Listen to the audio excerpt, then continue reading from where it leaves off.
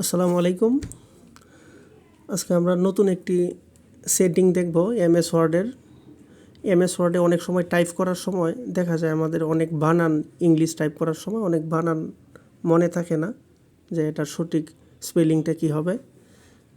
তাই আজকে নতুন একটি সেটিং দেখব, যার ফলে আর এমএস ওয়ার্ডে কোনো বানান আমাদের ভুল হওয়ার সম্ভাবনা থাকবে না। যে কোনো বানান আমরা খুব সহজেই দেখতে পারবো যে এটার সঠিক স্পেলিংটা কী।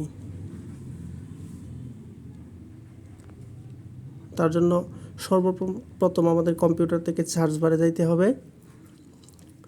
সার্চ বারে গিয়ে এখানে সার্চ বক্সে লিখতে হবে টাইপিং সেটিং।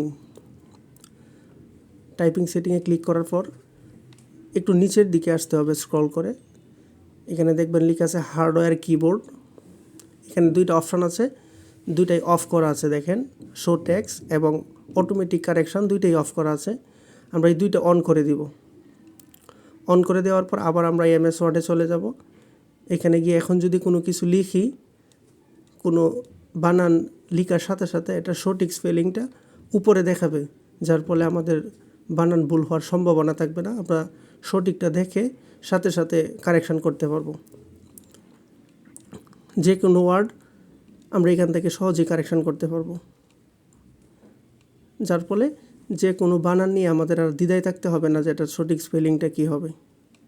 এই সেটিংটা যদি আমরা আমাদের ল্যাপটপ বা কম্পিউটারে করে রাখি তাহলে অনেক উপকারে আসবে আমাদের। এরকম আরও ভিডিও পেতে আমাদের ফেসবুক পেজ ফলো দিয়ে রাখেন।